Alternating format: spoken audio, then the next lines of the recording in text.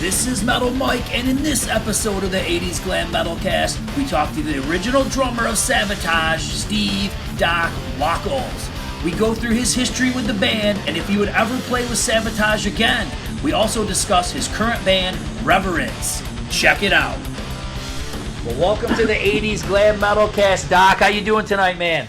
Doing killer, man. Doing killer. Awesome. Well, hey, man, let's fast forward back to the beginning. So, was it like 1980 when you started jamming with the Oliva Boys? Before that, brother. Was it? Before Actually, that? the first time I met them and played with them was 1977. Wow. As a kid. Wow. What was it like? Well, in all fairness, man, Chris was just a guitar god back then at 14 years old. He was just way over the top for his age. And it was a lot of fun. It was a learning experience, for sure. I had to hone my craft to keep up with those guys. I mean, both Olivas are very, very talented, and so I had to come up and practice a little more. And finally, in '79, we called it a full-time gig for us. You know what I mean? So it was a lot of fun. So you pretty much knew right from the get-go that there was something unique about these guys. Oh, 100%. I mean, the night before I auditioned back then, I went and saw this band Tower at this high school, and I'm like, holy good God, this guy is great. I had no idea. He was like 14 years old. So then the very next day, I auditioned for a band called Alien, which is John's band. And I go, wait a second, you guys are Tower. He goes, well, that's Chris's band. I go, well, you were the drummer. He goes, well, yeah, I filled in for Chris's band. And then, of course, his band was called Alien back then. So, yeah, way back.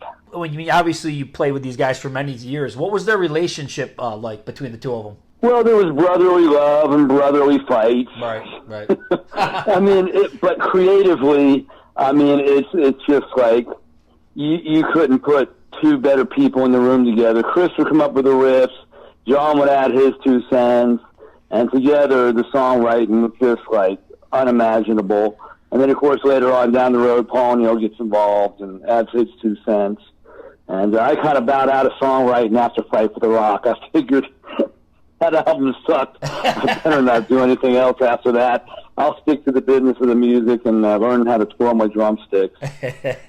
Well, you touched on a good point. I mean, when you get to Hall of the Mountain King, you enter Paul O'Neill. Was that the key piece that was needed, you think, to bring the band to success? Or that's a really good question. I mean, Paul really didn't have a lot to do with the music. What it was getting us back in a familiar territory called the United States and New York City, and just starting going back to our roots and writing some heavier stuff. So it was kind of, the Fight for the Rock was kind of a rushed era, and then going over to Europe, to London, and recording the album, putting us in an element we're not used to, and then trying to do an album to make the record company president happy. Mm-hmm. Looking back, I'm like, who the hell cares? And so that record was kind of a bad spot in our career. But, we bounced back. Paul had a lot to do with the sound and probably some of the lyrics. And, some of the direction kind of changed after Fight for the Rock for the positive. Absolutely. Mm-hmm. So, yeah, I mean, he was an influence. I'm not going to deny him credit in any way. Yeah, I mean, and that's such a killer album. I mean, every song. I mean, it's such a solid album. Well, we had to do something. after day. Come on. Savatage playing day after day. It makes my flipping toes curl listening to it, which I don't listen to it. So, we had to do something to come back hard and heavy. I mean, Sirens was a great album. Dungeons, a little EP was good. Mm-hmm. Power of the Night was strong. So, then we come out with Fight for the Rock. What a joke. Yeah. MTV was being pretty kind to you guys at that point, too. I mean, Hall of the Mountain King was like a Headbangers Ball staple. Yeah, that definitely helped propel sales. And, of course, going on tour with Megadeth and Dio, that was really fantastic. We had a real good time with that, too. So, I mean, it was crazy. It was a crazy time period in the band's career that we just started kind of going in that upward motion that we needed.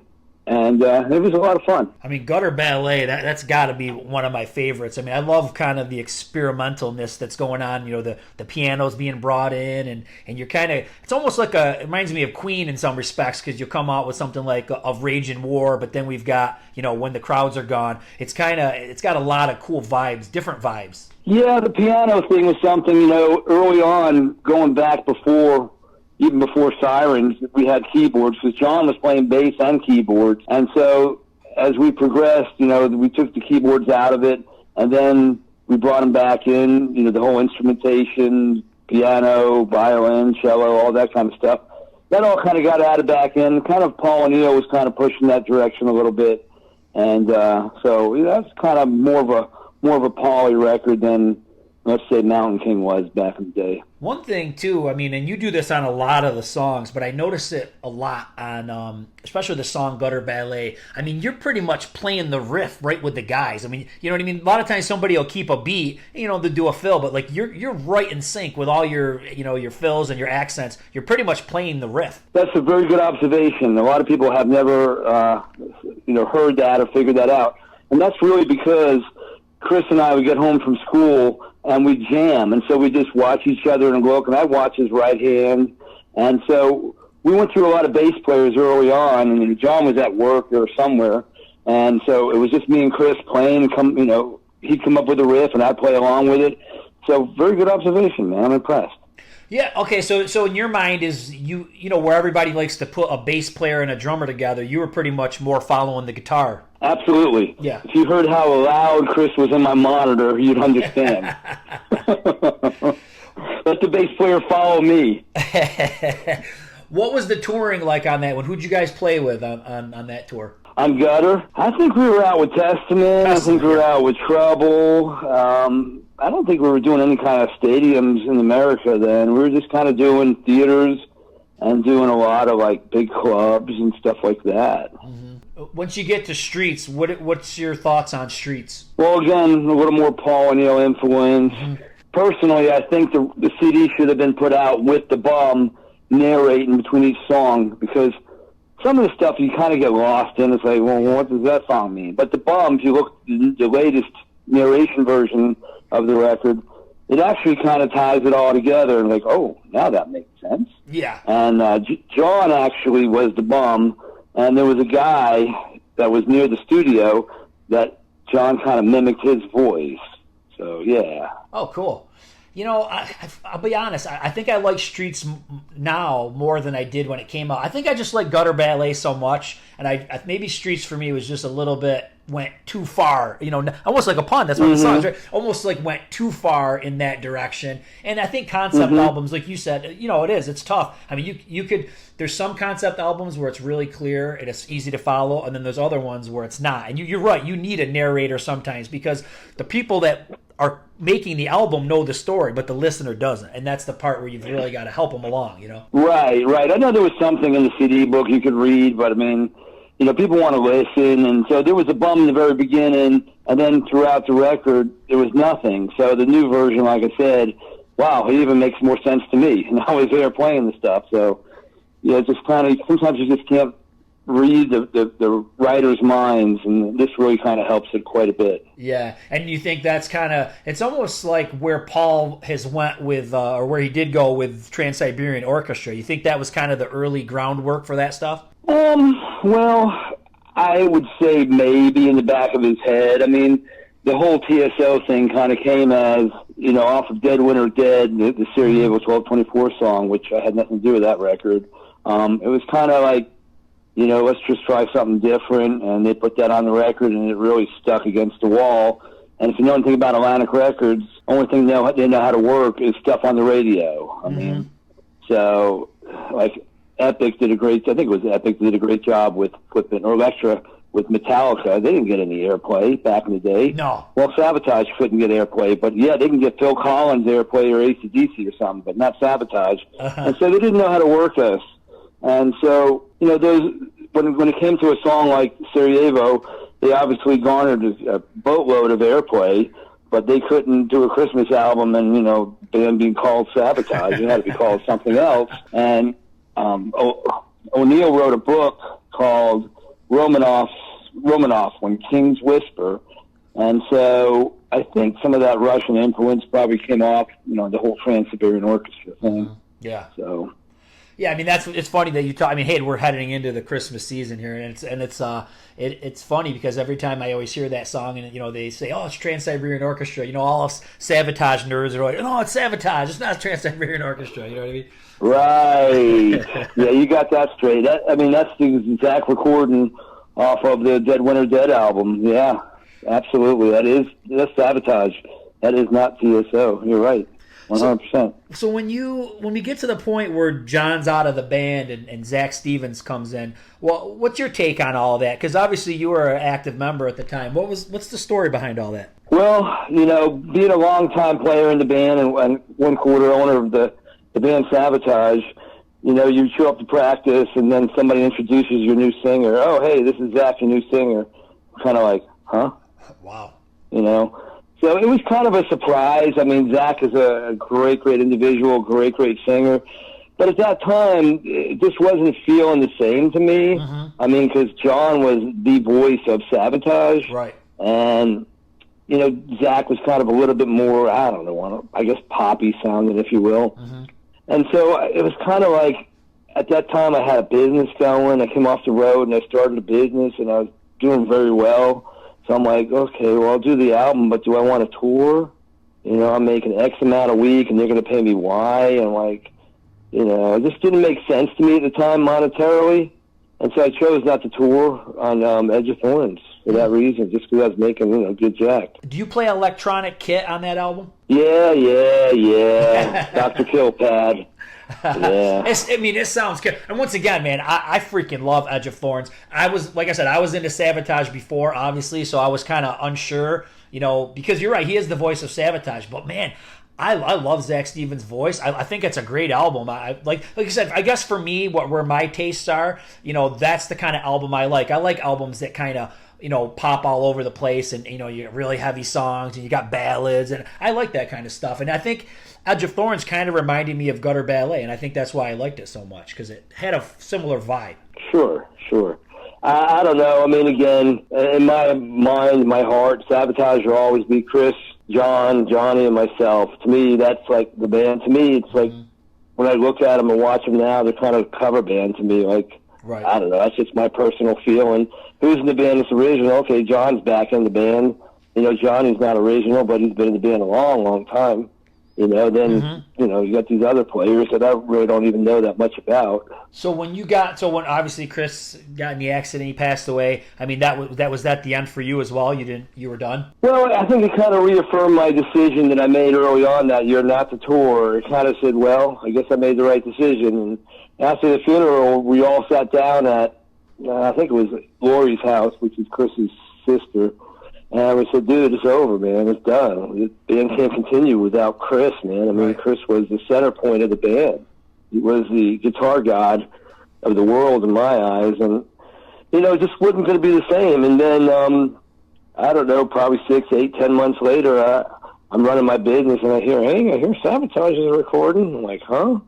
And that was A Handful of Rain. Now, why are you on the inside cover, but you didn't play on it? Well, if you really look at the band, I mean, the only thing I can think of is the fact that, okay, I've been there from the beginning. Johnny, came in like 86, let's say, 85, 86, and Zach is 93, and Alex is like, 95? Right. So I gave some credibility to the name, I guess. Mm-hmm. I don't know. Yeah. I mean, I wanted to get back and do something, but, I had my own thing going, and, one of them deals. I mean, it makes sense. I see what you're saying, because at this point, they're probably trying to show some stability in the lineup, and that does make sense. But, I mean, from what we're hearing today, I mean, I think John played just about everything. Zach sang it, and Skolnick did the leads, and that's pretty much it, right? I don't know. Okay. Complete ignorance on that one. I wasn't there, you know what I mean? I did some of the press and some of the video and album cover shot, but I think John probably did do it. I mean, he's very capable to play every instrument on the album, absolutely. Yeah.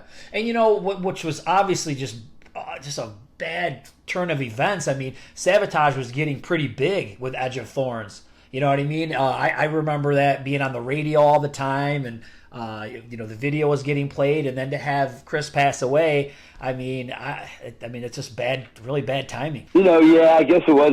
Obviously, it was real bad timing. I mean, I probably would still be doing something with them musically if Chris was around. I mean, we were pretty tight, and one of them deals, man. It's just it sucks. It sucks that he's been gone. I don't know, 26, 27 years. Yeah.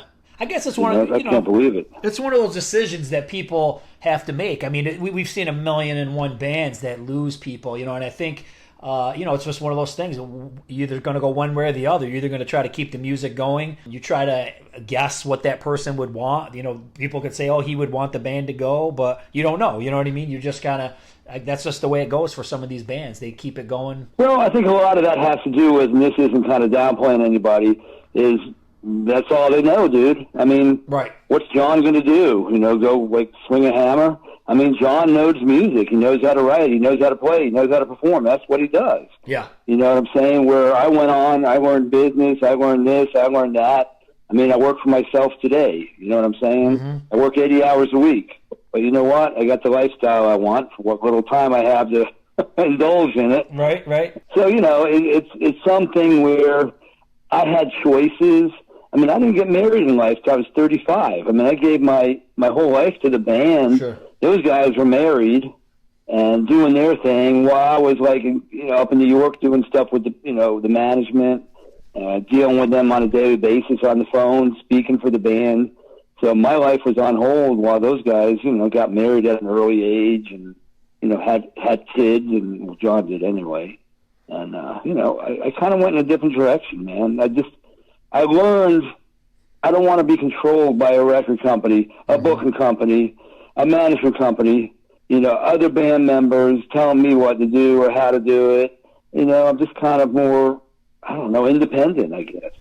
No, it makes sense. So the talk that comes up all the time is everybody wants to see John, Zach, Chris, all these guys get back together and make an album. If they ever did that and they said, hey, man, Doc, would you play on a couple tracks? Would you be interested or no? I'd do the whole damn album. I just texted John today. I read something on, Blabbermouth or something that said, John's writing, and John knows I want to play again. And it was Paul's dream a real long time ago, 10, 15 years ago, that the band would come out as the band back then. And as the music progressed on in time, the other players would come out. Jeff Waters, that other singer, Damon. It would kind of progress through the timeline of the band. And so I'd do the early stuff. Oh, yeah. Okay. And Clay would do the later stuff. That was something Paul and I talked about, and John knows about it. And, I could take a month out of my life probably and, go do some touring in Europe. I don't think I want to tour the States. Right. But I'd love to do it, man. I mean, it's not like we're getting any younger, for God's sake. That's true. Shit, I just had a birthday last week. How old are you now? Mentally or physically? Whatever you want to say. Well, actually, I just turned 58, but I mean, I think I'm still 25, man. I race motocross. I do crazy shit, for my age. So I'm not your normal 58-year-old, okay? So right now, your relationship with John is pretty good, and he actually doesn't live that far away from you, right? Okay, well, John Oliva is in Florida. Yeah, we talk quite a bit, text, talk. But Johnny Lee lives about 800 yards as the crow flies from me. He built a house on top of a mountain. He's sitting a little bit higher than I am. I'm at 1750, and he's probably at 1,900 feet above sea level. So yeah, he built a really nice house with a blacksmith shop, and I taught him that a little bit, and he's a very talented blacksmith. He raises bees, so he makes, this honey. Nice. He has his little hobbies, little businesses going. He actually plays in a band around here, too. What the hell are they called? I can't think of the name, but so he plays in a little cover band around here and has a lot of fun. Nah, he got out of Florida like I did. I got out of Florida in 2005. He got out, a couple years ago. Florida just became overpopulated, just underplanned, and just too crazy down there. So I kind of came up here and just built a whole new life for myself and, working for myself, got 2 businesses going pretty good and just doing my thing, man. Let everybody know, you're still playing, man. You play in a band called Reverence. Why don't you tell everybody about that? Well, it's a friend of mine named Brian Holland. We kind of got together back, I think, around 2010. And he wrote a bunch of songs with a guitar player, Pete Rossi, who I played with 10 years prior. And Rossi, his influence was Oliva. You know, I've been so fortunate in my life to play with some of the greatest guitar players. And Rossi was that way. He was a great guitar player. Of course, Chris was just as amazing. And so, you know, we added a bass player and a couple other players, and bam, next thing you know, we did a record, and did 2 records with him. And the singer, he was on Todd Hall. He was on The Voice. Yes, yeah. He did a killer job on that. But now we have a new singer, and can you believe I'm playing with another Oliva? I know, I saw that. I was like, Oliva. And no relation. No relation, right? I don't know, not that I'm aware of, but he lives in Long Island. You know, John and Chris come from Jersey. I'm from Long Island. And so, like, I don't know. I mean, there's got to be some kind of tie somewhere down the family tree line. Strange coincidence for sure, man. I know, right? I guess I'm just a glutton for punishment. I don't know. So, hey, man, here's the $1 million question. What's your favorite Savatage album that you played on? Probably the one I haven't played on yet. Oh, okay. It's that one that's going to be coming, I don't know. Yeah, I guess the early stuff was a lot of fun to do, you know what I mean? Yeah. So probably some of the early stuff, I didn't know what the hell I was doing. I was just playing. I was in college, and I was trying to figure out drum parts for some of these albums, and, you know, I've spent more time doing that than I did studying, obviously. Well, man, I appreciate all the answering all these questions about Savatage. I mean, and I really appreciate all the music that you contributed to over the years. Anything you want to say in closing? No, I mean, I can get political, but I'm not. I think we're all set with it. You know, we're burnt out. I'm very political, you know, and Johnny is the same way as I am, too, and Oliva as well. I mean, we all are cut from the same cloth, you know, so, but I mean, I don't want to alienate any fans, and everybody has their opinion, so, but yeah, if you're looking for guns, I own a gun shop, I own a gun manufacturing company, and just look me up on Facebook. I'm around there somewhere, and, you know, let me know what you're looking for. As long as it's legal, we can take care of you. I know New York has terrible gun laws. What part of New York are you in? I'm in upstate. Okay, well, it don't matter. They got terrible gun laws everywhere up there. So, but look, man, I appreciate you remembering an old drum hack like me, man. I'm just an old pecker living in the woods with too many guns. Nah, man. That's what I am these days. Yeah, so. Dude, you're a legend. And like I said, I hope Savatage at least does one more album, tour, something, because I think us fans, we're craving it big time. Well, I hope so. I mean, I guess only time will tell, my brother. All right, man. Doc, thanks so much for your time, man. Be well. Oh, thank you, brother. I appreciate you guys. Thank you. Take care. Well, that was a great talk with Doc. Stay tuned for next week's episode. I've been teasing this one online. It's Kiss, Return of the Phantom of the Park sequel concept. I'll outline it all. Subscribe so you don't miss it. Rock on!